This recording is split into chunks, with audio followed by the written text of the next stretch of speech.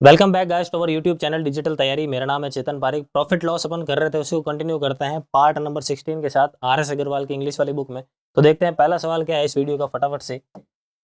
First question कह रहा है, if there is a profit of 20% on the cost price of an article, the percentage of profit calculated on its selling price will B.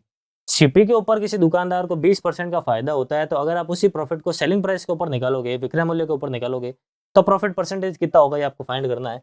तो 20% profit हो रहा है CP के ऊपर, तो नॉर्मली इसको अपन क्या लिखते हैं, 5 से 6 लिखते हैं, क्योंकि 20% 1/5, 5 के ऊपर 1 का प्रॉफिट, यानी 5 की चीज कितने में गई, 6 में गई है। ये हो गया सीपी, ये हो गया एसपी। प्रॉफिट कितना हो रहा है, 1 रुपए का। ये कह रहा है कि प्रॉफिट को अगर आप एसपी के ऊपर कैलकुलेट करते हो तो प्रॉफिट परसेंटेज कितना होगा। तो प्रॉफिट कितना है, देखो 1 रुपए का प्रॉफिट है। एसपी के ऊपर देखना है, तो एसपी कितना है, 6 है, तो इस बार 6 को नीचे लिख देंगे और 1/6 इंटू 100 करेंगे तो कितना मिल जाएगा मुझे, 16/2/3% मिल जाएगा। तो 16/2/3% यानी ऑप्शन बी इस क्वेश्चन में अपना करेक्ट आंसर हो गया। 1/6 की डायरेक्ट वैल्यू आपको याद होनी चाहिए, 16/2/3%। बढ़ते हैं अगले सवाल की, और अगला सवाल क्या कह रहा है, Vineet calculates his profit percentage on selling price whereas Roshan calculates his profit percentage on cost price. Vineet और रोशन दो आदमी हैं। विनीत जो है अपना प्रॉफिट एसपी के ऊपर कैलकुलेट करता है, जबकि रोशन अपना प्रॉफिट सीपी के ऊपर कैलकुलेट करता है। सीपी और एसपी के ऊपर कैसे कैलकुलेट करते हैं, लास्ट पार्ट के अंदर लास्ट के जो 2-3 सवाल थे उसमें अपन ने डिस्कस किया था, सीपी पर कैलकुलेट कैसे करते हैं, एसपी पर कैलकुलेट कैसे करते हैं। आगे क्या कह रहा है सवाल, they find that the difference of their profits is 275। दोनों के प्रॉफिट का जो डिफरेंस है वो 275 रुपए है। If the selling price of both of them are the same, दोनों की सेलिंग प्राइस अगर सेम है, and Vineet gets 25% profit whereas Roshan gets 15% profit. Vineet को 25% फायदा होता है, रोशन को 15% फायदा होता है। फाइंड देयर सेलिंग प्राइस, तो उनकी सेलिंग प्राइस कितनी है ये आपको फाइंड करना है। सबसे पहले तो विनीत को कितना फायदा हो रहा है, 25% फायदा हो रहा है। ठीक है, 25% फायदा हो रहा है, किसके ऊपर हो रहा है, सेलिंग प्राइस के ऊपर हो रहा है। ठीक है, क्योंकि सवाल में दे रखा है विनीत का जो भी प्रॉफिट है वो सेलिंग प्राइस के ऊपर है। तो 25% का फ्रैक्शन में नॉर्मली क्या लिखते हो, 25% का फ्रैक्शन में अपन 1/4 लिखते हैं। ठीक है, सेलिंग प्राइस के ऊपर प्रॉफिट है, इसका मतलब ये जो नीचे वाली चीज है वो किसको रिप्रेजेंट करेगी, सेलिंग प्राइस को रिप्रेजेंट करेगी, क्योंकि सेलिंग प्राइस के ऊपर ये प्रॉफिट निकाल रखा है। तो यहाँ पे अगर मैं विनीत की बात करता हूँ, यहाँ पे मैं लिखता हूँ सीपी, यहाँ पे लिखता हूँ एसपी। तो ये जो 4 है वो 4 क्या होगा, एसपी की तरफ आएगा। 1 रुपए का फायदा है, इसका मतलब सीपी कितनी रही होगी, 3 यूनिट रही होगी। 3 की चीज 4 में जाएगी जब भी तो 1 रुपए का फायदा होगा। यहाँ पे दे रखा है 1 यूनिट का फायदा, 1 यूनिट का फायदा। आगे बढ़ते हैं अगले सवाल की ओर। 15% को अपन फ्रैक्शन में क्या लिखते हैं, 3/20। और ये किसका प्रॉफिट है, रोशन का प्रॉफिट है, और रोशन का प्रॉफिट सीपी के ऊपर ही निकाल रखा है। नॉर्मली प्रॉफिट सीपी के ऊपर ही निकलता है, एसपी के ऊपर निकालना होता है तो यहाँ पे नीचे एसपी लिख दो सीपी की जगह। अब रोशन का जो प्रॉफिट है वो तो सीपी के ऊपर ही है, यानी इसको तो अपन सिंपल लिख देंगे, 20 की चीज कितने में बेची गई है, 23 में। ये अपन नॉर्मली करते आ रहे हैं शुरुआत से ही। ये हो गया सीपी, ये हो गया एसपी, यहाँ तक क्लियर है। सवाल में आगे कह रहा है, if the selling price of both of them are same, दोनों की सेलिंग प्राइस इक्वल है। तो यहाँ पे अगर देखा जाए इसकी सेलिंग प्राइस 4 बता रहा है, यहाँ पे अगर देखा जाए इसकी सेलिंग प्राइस 23 बता रहा है, दोनों इक्वल होंगे तो दोनों को इक्वल बना लेते हैं। कितना हो जाएगा, 4 × 23, और ये भी कितना हो जाएगा, देखो 4 × 23। इसको अपन ने 4 से मल्टीप्लाई किया तो इसको भी 4 से मल्टीप्लाई कर लेते हैं, 80। इसको अपन ने देखो 23 से मल्टीप्लाई किया तो इसको 23 से मल्टीप्लाई कर लेते हैं, कितना हो गया, 69। तो 69:80, ये दोनों के कॉस्ट प्राइस का रेशियो आ गया, दोनों की सेलिंग प्राइस तो सेम ही थी।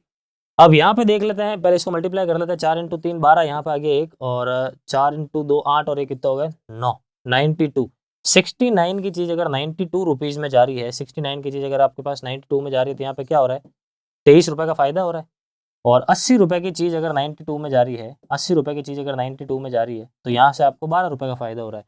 यानी विनीत का जो प्रॉफिट है वो 23 रुपए है, रोशन का जो प्रॉफिट है वो कितना है, 12 रुपए है। तो दोनों के प्रॉफिट का डिफरेंस कितना है, 11 रुपए। दोनों के प्रॉफिट का डिफरेंस कितना है, 11 रुपए। लेकिन 11 रुपए नहीं है, एक्चुअल डिफरेंस कितना है, 275 है। 11 यूनिट्स की वैल्यू कितनी है, 275 है। तो 275 के अंदर जब अपन 11 का डिवाइड लगा देंगे तो आपको 1 यूनिट की वैल्यू मिल जाएगी।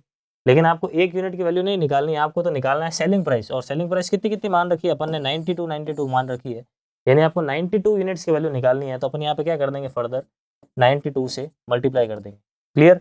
अब इसको सॉल्व करना है, 11 से काट लेते हैं 2 बार में और 5 बार में, 11 से 2 बार में 5 आगे चला गया, सही है। 25 × 92 करना है, तो 25 × 92 यहाँ पे कर लेते हैं 0, यहाँ पे आ गया 5। 25 × 9 कितना हो गया, 225, और 225 और 5 कितना हो गया, 230, यानी 2300 रुपए।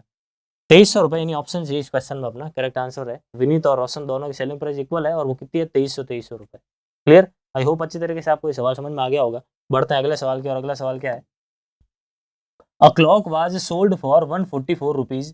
If the percentage of profit was numerically equal to the cost price, the cost of the clock was. एक घड़ी को 144 रुपए में बेचा गया।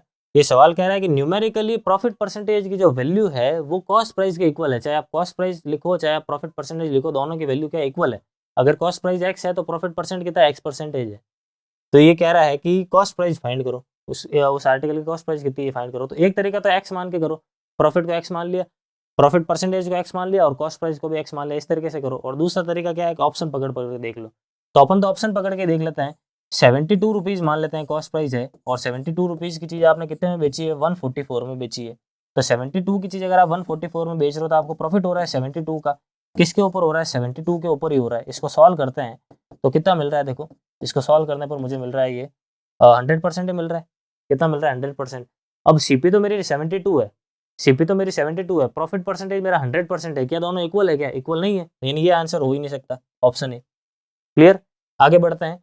80 रुपए की चीज 144 में बेच रहा है। 80 रुपए की चीज कितने में बेच रहा है, 144 में बेच रहा है। प्रॉफिट कितना हो रहा है, देखो 54 का। किसके ऊपर हो रहा है, 80 के ऊपर हो रहा है। 54 नहीं सॉरी 44 और 20 कितना होगा, 64 होगा, सॉरी 64। और इंटू यहाँ पे क्या कर लेंगे, 100 कर लेंगे। 0 0 कट गया, इसको सॉल्व करते हैं, यहाँ पे मिल गया 80, 8 मिल गया, और 8 इंटू 10 कितना हो गया, 80%।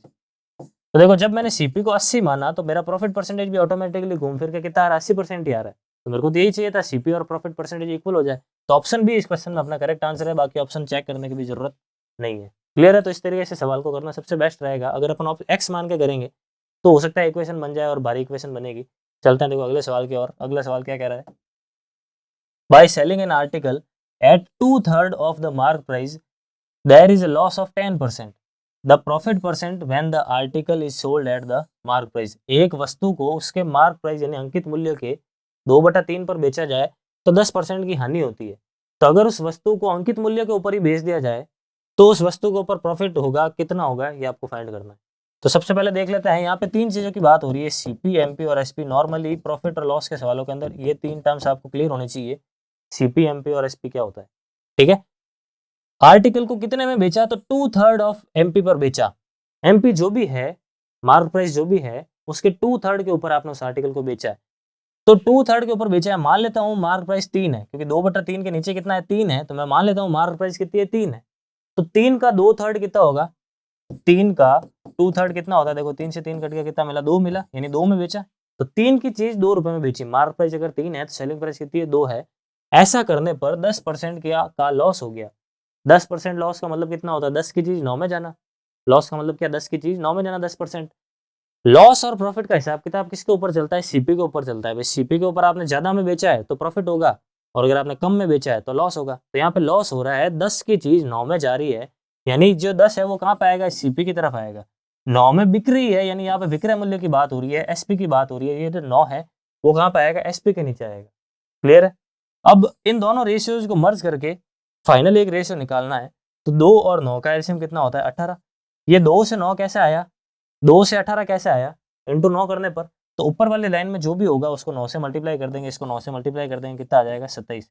और ये 9 से 18 कैसे आया, इंटू 2 करने पर तो इस नीचे वाली लाइन में जो भी होगा उसको अपन इंटू 2 कर देंगे, कितना मिल जाएगा, 20। आई होप ये रेशियोज को कैसे मर्ज करते हैं आपको अच्छी तरीके से क्लियर है। मैंने परसेंटेज वाली जो RS अग्रवाल टॉपिक करवाया उसमें मैंने खूब बताया इस टाइप के सवाल, और इसमें भी शुरुआती जो क्वेश्चन है बेसिक सवालों में रेशियो काफी बार अपन ने मर्ज किए हैं। तो ये कह रहा है, देखो अब सवाल क्या कह रहा है कि अगर वो डिस्काउंट ना देता है, मार्क प्राइस के ऊपर ही सामान को बेच देता है, 20 की चीज डायरेक्टली वो 27 में बेच देता है, डिस्काउंट आगे देता ही नहीं है, 18 वाली चीज करता ही नहीं है, वो 20 की चीज डायरेक्टली 27 में बेच देता है। तो यहाँ पे देखो इसको प्रॉफिट कितना हो रहा है, 7 का प्रॉफिट हो रहा है। किसके ऊपर हो रहा है, 20 के ऊपर हो रहा है। इसको परसेंटेज में चेंज करने के लिए 100 से मल्टीप्लाई कर दे, ये काट देते देखो 5 बार में, और 7 इंटू 5 कितना हो गया, 35 हो गया। तो 35% यानी ऑप्शन सी इस क्वेश्चन में अपना करेक्ट आंसर हो गया। क्लियर है, चलते हैं अगले सवाल की। और अगला सवाल क्या है, Raghavan purchases a scooter at 13/15 of its selling price and sold it at 12% more than its selling price. His gain is. Raghavan purchased a scooter at 13/15 और its selling price, मतलब एक दुकानदार था, उसने उस वस्तु की मार्क कुछ वैल्यू मार्क करके रख रखी थी। मार्क प्राइस जो है एमआरपी कुछ तय करके रख रखी थी, लेकिन वो मार्क प्राइस के 13/15 पर आगे खरीदता है, यानी दुकानदार के लिए तो सेलिंग प्राइस होगी। तो मान लेता हूँ मार्क प्राइस है 15, नीचे यहाँ पे 15 है तो मान लेता हूँ 15, आप कुछ भी मान सकते हो, कैलकुलेशन आसान रखने के लिए जो नीचे होता है उसको आप मना करें। तो 15 है तो मैंने 15 मान लिया। 15 का 13/15 कितना होगा, तो 15 इंटू 13/15 कितना होगा, 13 ही होगा। यानी 15 की जगह 13 रुपए में राघवन ने वो चीज खरीदी। भाई एमआरपी तो 15 रुपए थी, लेकिन उसने 13 रुपए ही दिए। अब आगे क्या कह रहा है, and sold it at 12% more than it's selling price, और उसने 12% ज्यादा पर बेच दिया सेलिंग प्राइस से। सेलिंग प्राइस कितनी है, देखो 13 है, 13 से 12% ज्यादा पर बेच रहा है। तो ये कह रहा है कि हिज गेन इज, अच्छा सेलिंग प्राइस की यहाँ पे ये बात जो है, ये मार्क प्राइस की बात चल रही है। तो मार्क प्राइस जो भी थी उससे 12% ज्यादा पर उसने आगे बेच दिया। तो 12% ज्यादा की अगर बात कर रहा है, देखो 15% तो है ही है, 15 तो ये है ही है, 12% ज्यादा को मैं ऐसे लिख दूं 112/100। 12% ज्यादा का मतलब क्या, 112/100 से मल्टीप्लाई कर देता हूँ। जो कैंसिल हो रहा है उसको काट देते हैं, 5 से 3 बार में कट रहा है, 5 से ये 20 बार में कट रहा है, 2 से काटने पर ये 56 बार में कट रहा है, 2 से काटने पर ये 10 बार में कट रहा है। ठीक है, और इसके अलावा 2 से अपन और काट सकते हैं, 2 से काट देते हैं 5 बार में, और 2 से काट देते हैं 28 बार में। मल्टीप्लाई कर लेते हैं, 24 यहाँ पे आ गया 2, 2 इंटू 3 कितना 6, और 2 कितना हो गया 8/5। 13 रुपए की चीज कितने में जा रही है, 84/5 में जा रही है। तो ये पूछ रहा है उस आदमी को कितना प्रॉफिट हो रहा है। देखो 13 की चीज अगर 84/5 में जाए, दोनों को पहले तो मैं 5 से मल्टीप्लाई कर दूं ताकि फ्रैक्शन वाला मामला हट जाए। ये 5 5 काट दिए, 13 इंटू 5 कितना हो गया 65, यानी मैं कह सकता हूँ 65 की चीज 84 में जा रही है। ठीक है, प्रॉफिट कितना हो रहा है यहाँ पे, तो प्रॉफिट अपन देख लेते हैं। यहाँ पे 39 यूनिट्स का प्रॉफिट हो रहा है। कितना हो रहा है, 39 का। 39 का प्रॉफिट हो रहा है, किसके ऊपर हो रहा है, 65 के ऊपर हो रहा है। 39 का प्रॉफिट किसके ऊपर हो रहा है, 69 के ऊपर। इसको परसेंटेज में चेंज करने के लिए 100 से मल्टीप्लाई कर देते हैं। 13 से काट दिया 3 बार में, 13 से काट दिया 5 बार में, 5 से इसको आगे काट देते हैं, कितनी बार में कट गया, 5 से 20 बार में कट गया, और 20 इंटू 3 कितना हो गया 60। तो 60% का प्रॉफिट हो रहा है। आंसर है नहीं, अपन एक बार चेक कर लेते हैं कैलकुलेशन मिस्टेक तो नहीं है। 65 की चीज अगर 84 में जा रही है, यानी यहाँ पे कितना हो गया 15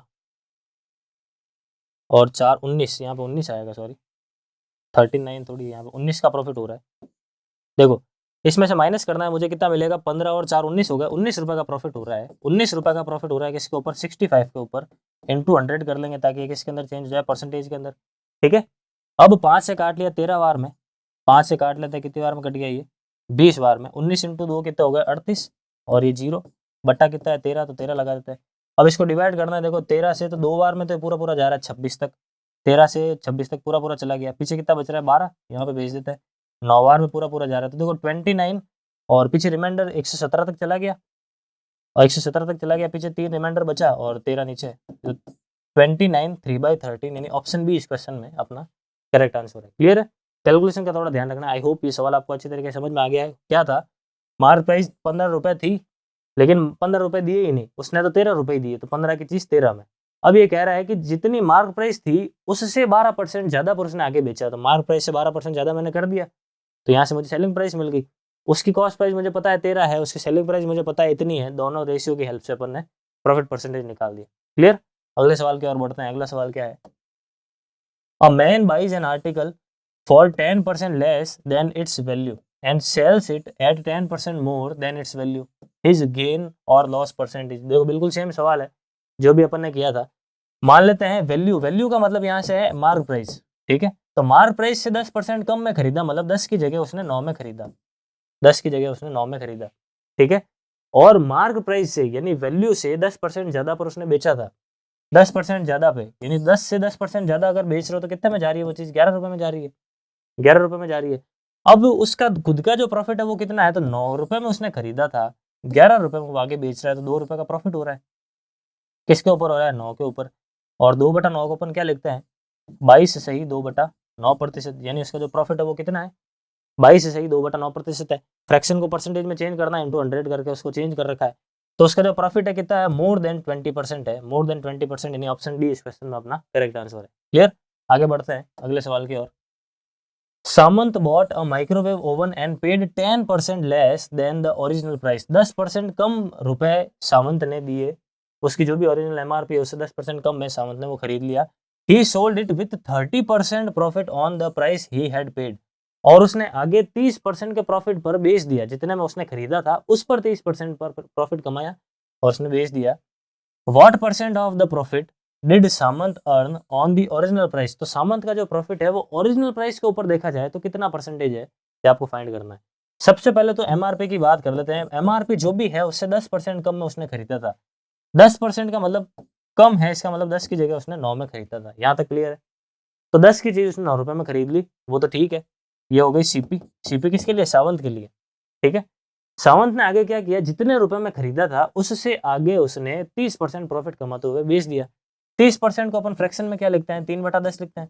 यानी 10 के ऊपर 3 का प्रॉफिट, 10 के ऊपर 3 का प्रॉफिट, यानी 10 की चीज उसने आगे कितने में बेची? 13 रुपए में बेची। ये मुझे मिल गई सावंत के लिए सेलिंग प्राइस। 9 और 10 का एलसीएम कितना होता है? तो 9 और 10 का एलसीएम यहाँ पे मैं लिख देता हूँ 90। ठीक है। 9 से 90 कैसे आया? 10 गुणा कर दिया, तो इसको भी 10 गुणा कर देते हैं। और 10 से 90 कैसे आया? 9 गुणा करने पर। तो 13 इंटू 9 कर लेंगे, कितना मिल जाएगा मुझे? 117। यहाँ तक आई बात समझ में? तो 90 रुपए में उसने खरीदा था और 117 रुपए में उसने आगे बेच दिया। ये कह रहा है कि सावंत का जो प्रॉफिट है वो मार्क प्राइस के ऊपर अगर निकाला जाए तो कितना होगा? तो मार्क प्राइस कितनी है? 100। बेचा कितने में? 117 में। तो 17 रुपए का प्रॉफिट हो रहा है किसके ऊपर? मार्क प्राइस यानी 100 के ऊपर। और 17/100 है, इसको परसेंटेज में चेंज करने के लिए 100 से मल्टीप्लाई कर देते हैं। 100 से 100 कट गया, कितना मिल रहा है? 17%। 17% यानी ऑप्शन ए इस क्वेश्चन में अपना करेक्ट आंसर है। क्लियर? अगले सवाल की ओर चलते हैं। अगला सवाल क्या है? हर एक सवाल को आप साथ साथ में जरूर ट्राई करते रहें। If 5% more is gained by selling an article for 350 rupees then by selling it for 240 rupees then the cost of the article। मतलब क्या हुआ कि एक आर्टिकल को अगर आप 340 रुपए की जगह 350 रुपए में बेच देते हो तो आपको 5% का फायदा ज्यादा होगा। पहले आप 340 में बेच रहे थे, लेकिन ये कह रहा है कि आप 340 में मत बेचो, आप तो 350 में बेच दो, तो आपको प्रॉफिट जो है वो बढ़ जाएगा। तो जैसे ही आपने 340 की जगह 350 में बेचा तो आपका प्रॉफिट कितना बढ़ा? 10 रुपए का बढ़ा। ये प्रॉफिट रुपए के अंदर देखा जाए तो 10 रुपए बढ़ा है, लेकिन इन टर्म्स ऑफ परसेंटेज देखा जाए तो कितना बढ़ा? 5% बढ़ा। यानी यहां से मैं कह सकता हूं कि 5% जो है वो किसके इक्वल है? 10% के इक्वल है। तो 100% किसके इक्वल होगा? तो 100% यहाँ पे आपने 2 से मल्टीप्लाई किया, तो इसको भी 2 से मल्टीप्लाई कर लोगे, कितना मिल जाएगा? 200 रुपए। तो ऑप्शन सी इस क्वेश्चन में अपना करेक्ट आंसर हो जाएगा। 100% सीपी है, नॉर्मली 5% प्रॉफिट बढ़ा है। 5% किसके ऊपर बढ़ता है? प्रॉफिट हमेशा सीपी के ऊपर बढ़ता है। परसेंटेज की बात हो रही है, परसेंट, सेंट यानी 100। तो 100 की वैल्यू अगर आप निकाल लेते हो तो वही आप क्या होगी? सीपी होगी, क्योंकि प्रॉफिट सीपी के ऊपर ही निकाला जाता है। अगले सवाल की ओर बढ़ते हैं। अगला सवाल क्या कह रहा है? If a man reduces the selling price of a fan from 400 to 380 rupees, his loss increases by 2%, then the cost price of the fan। 400 की जगह 380 में बेचते ही उसको 2% का लॉस बढ़ जाएगा। उसका लॉस जो है, जो भी हो रहा था 2% लॉस उसका बढ़ गया। तो आपको पता लगाना है प्रॉफिट कितना, सॉरी उसकी कॉस्ट प्राइस कितनी है। तो फिर से देखो 20 रुपए की वैल्यू, देखो 20 रुपए की वैल्यू किसके इक्वल है? 2% के इक्वल है। यानी 2% जो है, 2% जो है वो किसके इक्वल है? 20 के इक्वल है। तो 100% किसके इक्वल होंगे? यहाँ पे आपने क्या किया है? देखो यहाँ पे आपने 10 से मल्टीप्लाई किया है, तो इसको भी अपन 10 से मल्टीप्लाई कर देंगे, कितना मिल जाएगा? 1000 रुपये मिल जाएगा। 1000 रुपये यानी नन ऑफ दीज इस क्वेश्चन में अपना करेक्ट आंसर होगा। 1000 रुपये उसकी कॉस्ट प्राइस है। क्लियर है? अगले सवाल की ओर बढ़ते हैं। अगला सवाल क्या कह रहा है? An increase of ₹3 in the selling price of an article turns a loss of 7.5% into a gain of 7.5%, the cost price of the article। मतलब जैसे ही आप सेलिंग प्राइस को 3 रुपए बढ़ा देते हो तो आपका लॉस था पहले 7.5% का, वो 7.5% का प्रॉफिट बन गया। तो आपको सीपी निकालनी है। तो 7.5 माइनस से 7.5 प्लस की तरफ अगर आप जा रहे हो तो आपने कितना परसेंट बढ़ाया? 15% बढ़ाया। 7.5 माइनस के 7.5 प्लस के ऑल ओवर कितना हो गया? 15% हो गया। 15%, 7.5% का लॉस और 7.5% का प्रॉफिट, कितना इंक्रीमेंट किया इन टर्म्स ऑफ परसेंटेज देखा जाए तो 15% का इंक्रीमेंट किया। ये कब हुआ 15% का इंक्रीमेंट? जब आपने 3 रुपए बढ़ाया था। यानी मैं कह सकता हूँ 15% जो है वो 3 रुपए का इक्वल है। तो 100% किसके इक्वल होंगे? यहाँ पर आपने क्या किया? इंटू 100/15 किया। तो इसको भी आप क्या कर लेंगे? 3 इंटू 100/15 कर लेंगे, कितना मिल जाएगा? 3 से काट दिया 5 बार में, 5 से इसको काट देते हैं 20 बार में। तो 20 इसका करेक्ट आंसर होगा, ऑप्शन सी, 20 रुपए। क्लियर है? तो आई होप गाइज जो भी सवाल मैंने आपको करवाए हैं इस वीडियो के अंदर अच्छी तरीके से आपको समझ में आ गए हैं। अगर आपको वीडियो पसंद आ रहा है तो लाइक और शेयर जरूर करें। Thank you. Please like, share, subscribe digital तैयारी।